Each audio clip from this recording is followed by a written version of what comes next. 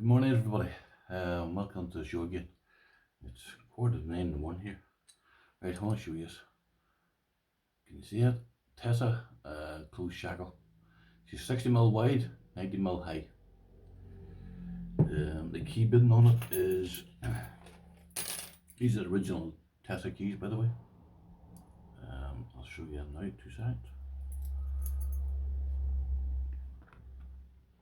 That's the key bidding on there. Pretty easy open, to be fair. That's the core. She's a beautiful lock. Pardon me scratching it, or you know, you quite like to scratch on it. This was pretty easy open. It says the famous last words. Alright, let me get this right here for you. Triple P, or whatever that is called.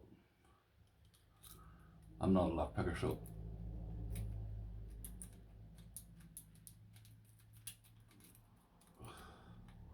here we go. And that's it opened. As simple as that. It's hard to believe. I paid £35 for that there.